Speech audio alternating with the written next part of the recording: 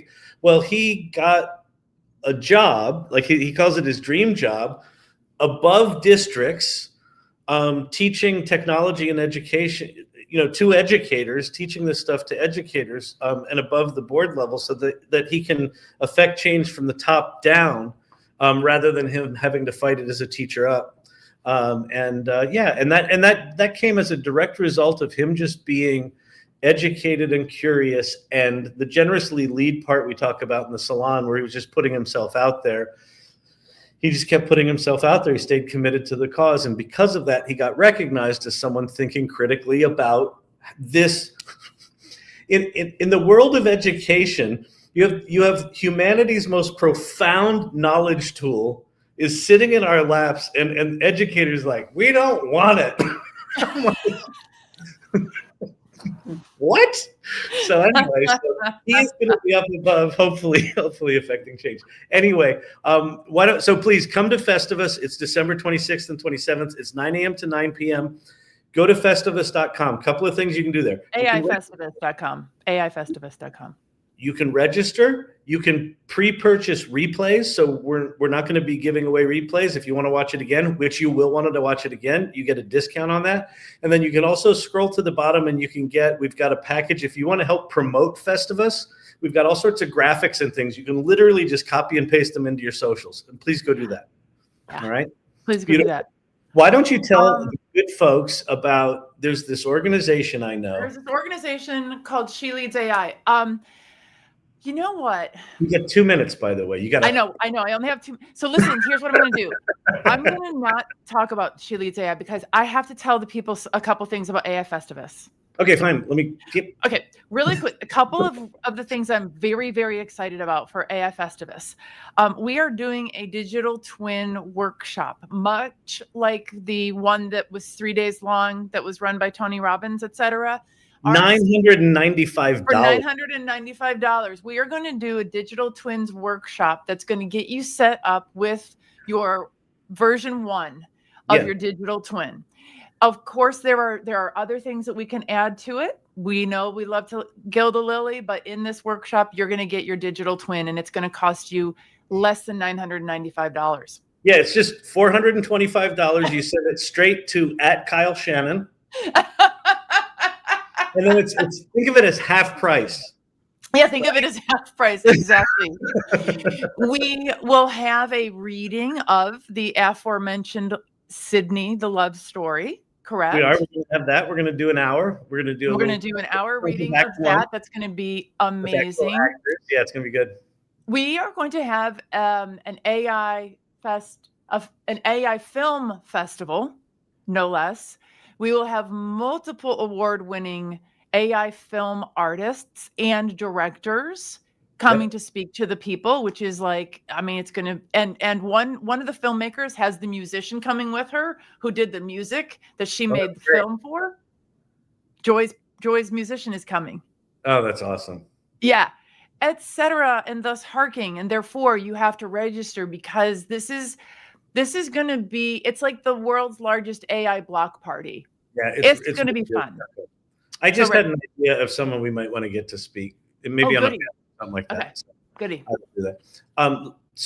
So yes, and also AI Salon. AI Salon and 𝗬𝗲 are co-doing Festivus. So if you go learn about Festivus, you'll learn about our community. You'll learn about us. Just go check out our communities. Come join. Just go do that. Okay. Yeah. So I would love now to introduce our guest, Jennie Blumenthal. Jennie. Welcome. How are you? I'm doing great. And I wish I could have been jumping in on some of those comments I was listening to. I was dying laughing. I'm excited for when we get to the airing of the grievances part of Festivus with AI. We actually will have an airing of grievances. We're having airing of the grievances, and I'm working this morning. I started work on. We are doing feats of strength. Those will be our maker demos. Will be called feats of strength. The airing of the grievances is the advocacy portion, of course. Love it. Well, great to be with you all. Thanks for having me tonight. Absolutely. Why don't you do us a favor before we miss it and get all wrapped up in talking? Please let us know, give us your background, what you're doing, what you want the people to know, and sort of how you got here. Sure. So my company is Corporate Rehab Leadership. So what we focus on is helping ambitious executives and entrepreneurs evolve away from hustle culture and into modern leadership in the age of AI. And we do that for Fortune 500s, PE-backed firms, anybody who's high growth leaders really looking to show up, change the way that they show up. And I got here rather honestly by leading in corporate America for 20 years. I was an executive leading a $200 million business unit, burned out doing all the things, and thought, wow, maybe I could have led myself differently. Was it me or was it the environment? Did some research and realized it was really the hustle culture that holds us back from our potential. And so wrote a best-selling book on that. And now work with a lot of my former clients on how we can actually work together to evolve their leaders for what's coming next in the age of AI. Wow. Amazing. So first of all, love everything that you're up to. I love the realization that it's not necessarily us. It's like, like hustle culture. There's this kind of like guilty pleasure thing about it. Yeah. And it's important to recognize that it's also coming at us as well as coming through us. And it's hard to turn it down. It's hard to say no to it. And you almost don't even know that it's happening. That's so true. I mean, it really is. That was part of what I set out to do when I was writing the book. It was really more for me. It was kind of like I was healing from like, what just happened? Did I do that to myself? Or, was it something in the air around me? And to your point, this hustle culture, when we're running 100 miles an hour, there's no downtime. We're treating ourselves like machines.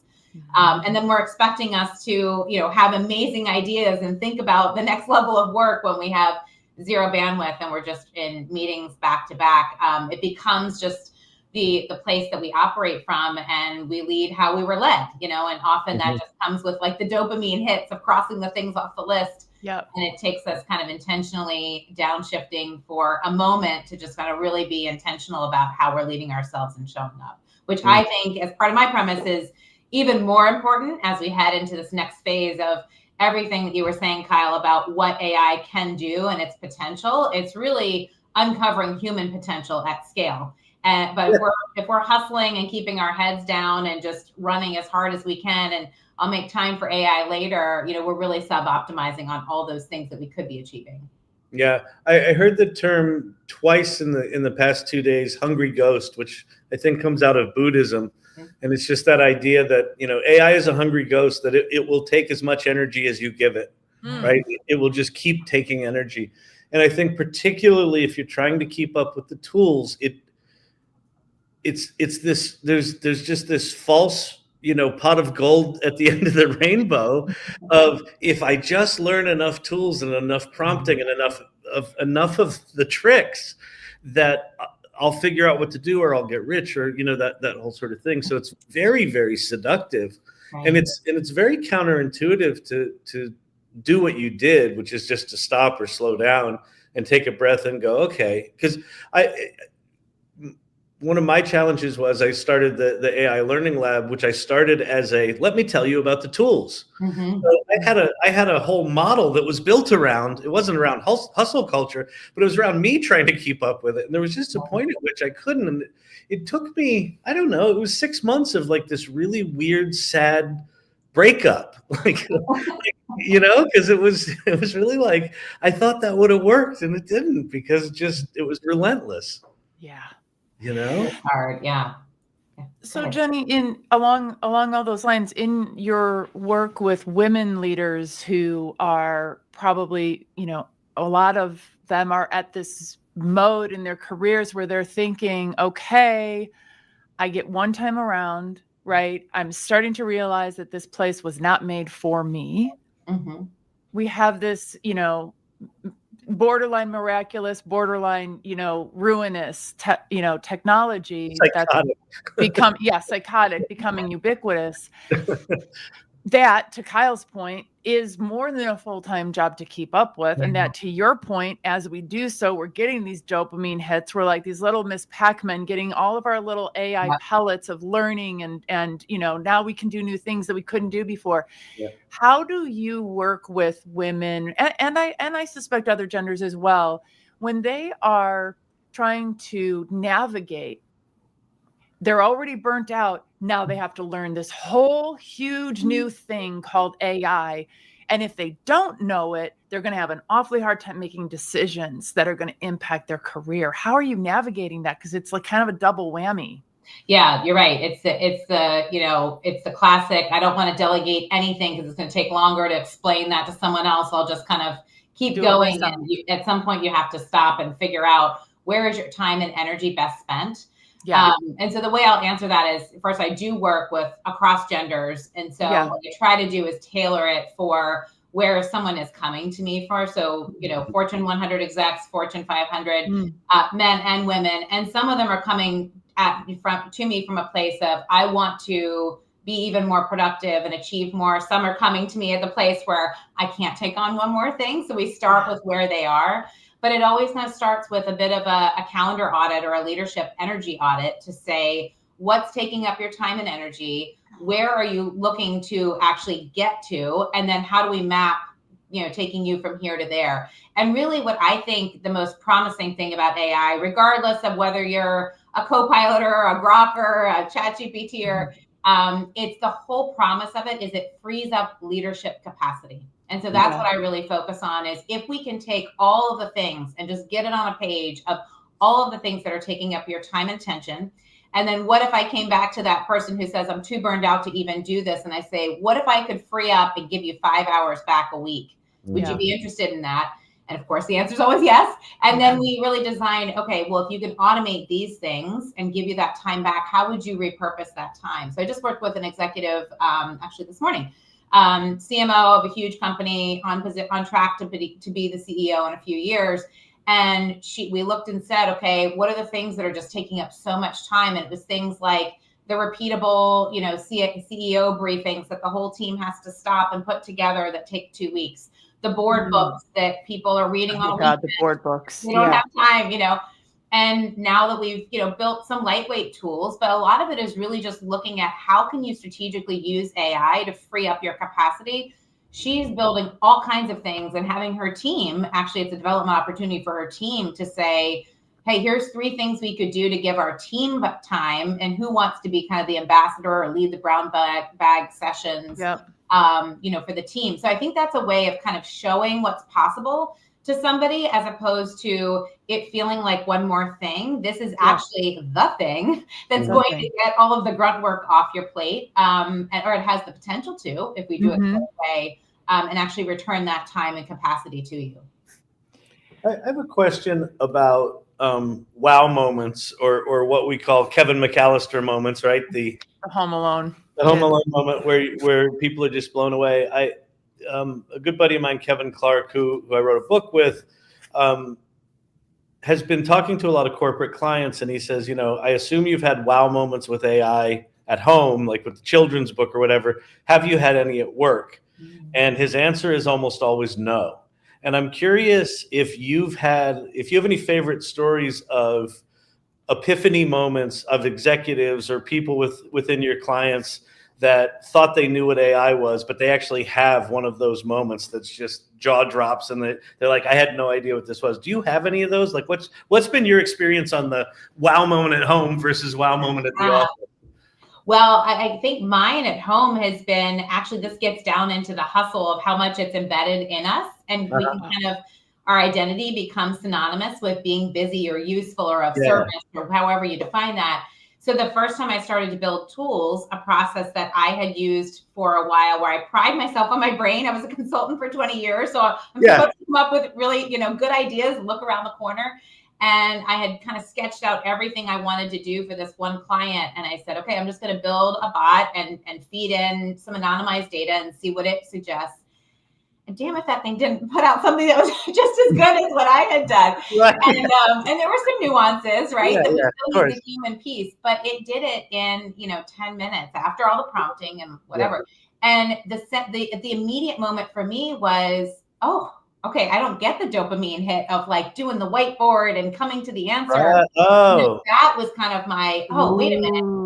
But all of a sudden, I had 8 hours back in my day when I had expected to be whiteboarding the rest of the day, writing it up, translating notes. And so that to me became, wait a minute, I help executives very clearly get to this place of clarity in their own businesses. But what I can't do is give them more time in their day. Now I can. And that part was amazing. Like, whoa, wait a minute. Like it's a pretty powerful case when you walk into a Fortune, 500 executive and say, I can guarantee you, I can get you 5 hours back a week. And what's that worth to you? And they're like, I can only review this on the plane, across country or what have you. So that piece to me was kind of eye-opening, and people not realizing it, that they have the power to do that, because we all are still on this, trajectory of adoption. It's kind of an exciting thing to be a part of someone's learning journey in that. Yeah, amazing. So cool. So this is one of the kind of things I love to sit around thinking about when I have all this time that I've gotten back from using AI. JK kidding. But it's about time. And particularly in the corporate environment, who does time belong to now? Mm-hmm. And how you and I, socialize presumably as women in North America, I'm thinking, how we have had a very privileged relationship with time just because we're two white women born in North America, right? Yeah. Not everybody else has had such a privileged relationship with time. But no matter what happens, right, going forward, that time is going to begin being quantified much differently than it has in the past. Mm-hmm. Will we get to keep that found time, or is it going to be the property of the companies? That is such a great question. And I think about this a lot, probably more than I should. I'm really fun at cocktail parties, I promise. Yeah. Oh my God. I can't believe anyone lets me come over to their house. I really can't. Oh my God. I mean, don't let me. A lot. I mean, there's so much embedded in that question. And I know so much of where you're coming from with that. The first thing I think that I think about is what happened when, 50s housewives were given vacuums instead of brooms. And the promise was you're going to get to sit around and just relax. And instead what happened is the cleanliness factor and expectations just went through the roof. Mm-hmm. It's the same thing when we think about sorry, buddy. When we think about, my dog just decided he had an opinion on AI as well. But it's the same thing when we think about what happened when we all got, phones in our pockets, where we overnight have these computers and we've got global teams. Now LinkedIn likes that too. Where instead of it being like, oh, we'll be able to get more done, well, the expectation is you're just working around time zones and you're bringing work home. And so all of that scope creep when it comes to time, I think we run the risk of doing when it comes to AI as well. What I like to think about is the fact that we're moving to a place where all industries are coming to it at different times and at different structures. but we're moving to a place where we're going to be measured on results and not just inputs and outputs. So I think of the consulting industry that I came from. At some point, my old clients aren't going to care how many bots versus people and hours got put into that work. They're going to want to know that the partner that they have the best relationship with, or the expert, had their fingerprints on it, and that they got the best result for the least amount of money. That's really what it's going to come down to. And so when I think about that piece, how we can kind of cash that check and actually give that time back is going to have to almost be a negotiation with all of us to say, where do I owe my time back? And there's time confetti we're leaving on the floor right now when we're doing emails at 10 p.m., right? Did you say time confetti? Yeah. Time confetti, I love yeah. That's so good. I know That's Kristen so good. uses that word in her book, Overwork. And I totally agree. It's like all these little pieces. Time confetti. Yeah. What I wouldn't do to be able to scoop up that confetti. Just a couple little pieces of it here and there. Yep. Before we leave this thought, I just have to, I dropped it into the chat for the three of us, but when you said our clients are going to care that my fingerprints were on this, that I was the expert in the loop, that I was the human in the loop, everything, it just keeps coming back to trust. Yeah. Yeah. Right. And the trust that we're establishing right now, and how like Kyle and I are obsessed with the fact that by showing up and being in community, if the shit totally hits the fan, there's several hundred people who know we are real human beings. They've seen us. And then they can say that we're not jerks and that people should want to work with us and stuff. Well, not in my case, but other than that, there's a small implementation detail. Let me ask kind of a related question about, you said that the clients they're not going to worry about how long something takes. But in your old consulting buddy world and in my old agency world, the core business model is time and materials. Yes. One of the things I hear a lot from people is they do work like you did, 8 hours worth of work in 10 minutes. And one of the words I hear is, I feel guilty. Like there's this industrial revolution, like attachment to time equals value, right? Yes. And I'm just curious what you're seeing in the C-suite of our senior, is senior management aware of the fact that core business models might need to change? It's a great question. I don't think we would be having headlines in 2025 of mandatory return to work if senior management was aware of that, because I think they are used to a very old model, which is work is the thing that happens in an office with others, as opposed when you put in hours. That's right. And so really where I go is, let's start by actually redefining what value is, because is value the amount of hours, is value the amount of impact we're making, is value the results we're delivering, is value speed for a client instead of cost. I mean, all of those things that are changing based on the power of some of these tools. Somebody who wanted to be just an everyday low price offer might get cut out of business if they don't offer speed on top of it, or customer experience upgrades. And so I think everyone has to think about that piece of it. But I do not think that we have a situation where all of the senior executive offices across, I'll say North America at least, are bought into that. I think what you're seeing is something old is dying, an old model of leadership, an old model of operating, an old model of producing value, and something new is being born. And we are in those labor pains of the in-between. And we don't know exactly what it's going to look like. And just as we start to feel like we know what it is, then there's more compute power and there's things shift, and all of a sudden it's, okay, next it's quantum. And so I think that uncertainty is getting people to a place where I don't see what the future exactly is going to look like. So I'm going to revert back to what's familiar. And what's familiar is if you badged in, then I know you were here for 8 hours and I can count on that. And so part of this work is really bringing people to a new place to kind of reimagine what work will look like and what value will be created and what's possible.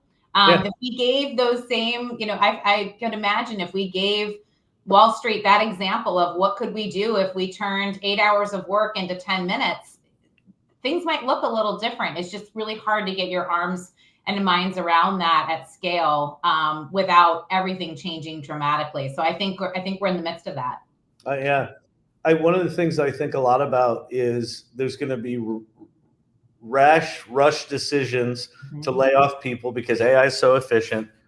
And some small percentage of those really highly motivated, smart, laid off people are going to go all in on AI. And then they're going to team up in a group of 10 or 20. Yes. It's like full AI, fully literate, fully ambitious. And they're going to come back at the company that let them go.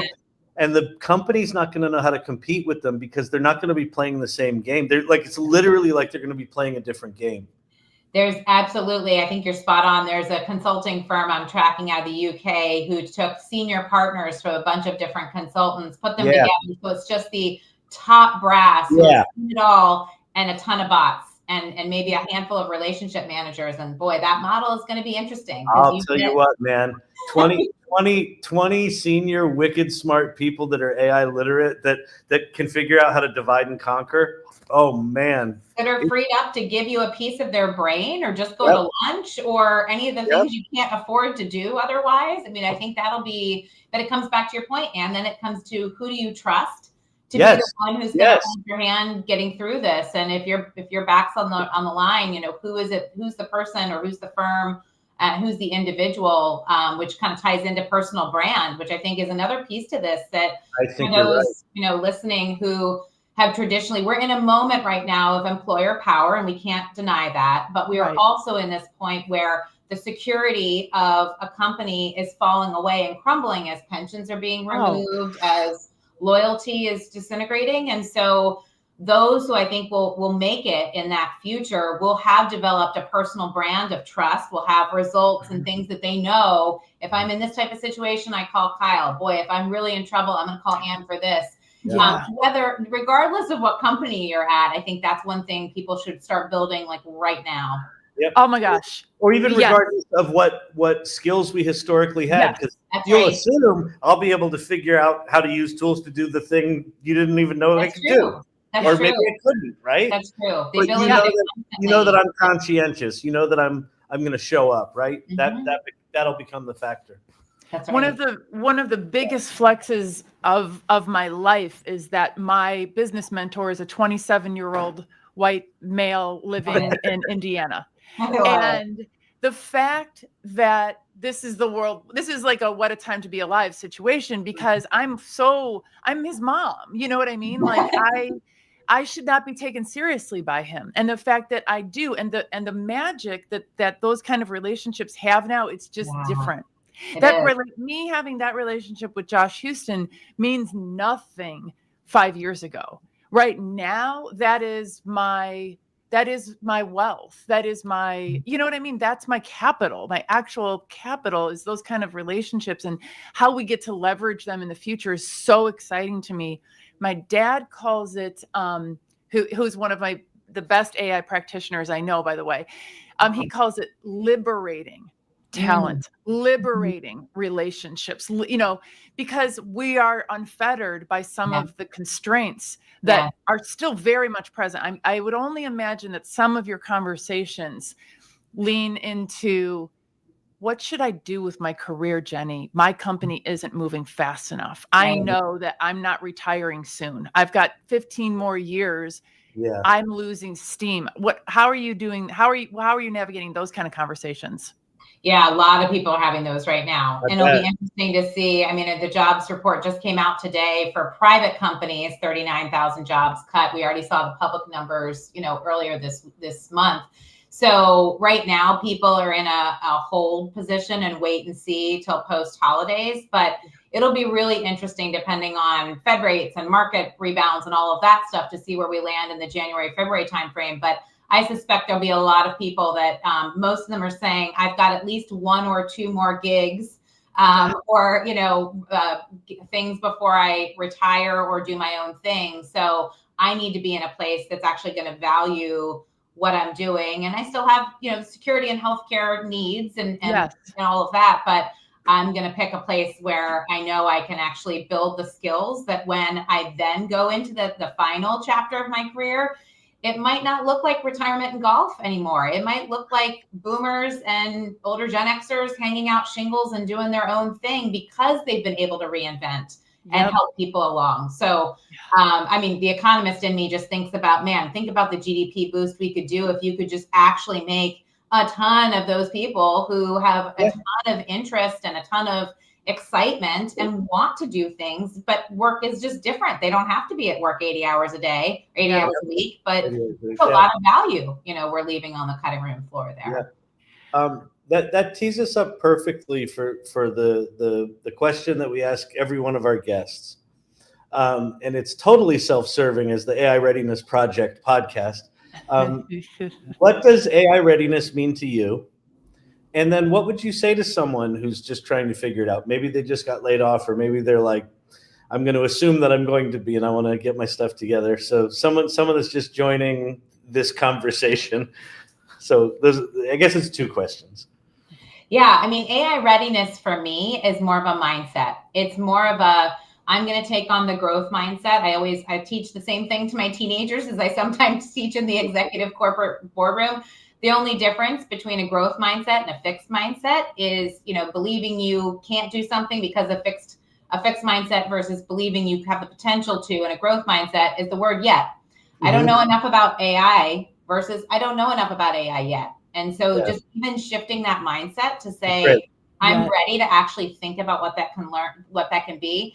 And the reason I say mindset is in the work I do, there's a whole zone of things of having the right vision for what you want to use, having the mindset, having the patterns and the habits, building resilience, having an expansion and figuring out what that looks like, you know, for new opportunities.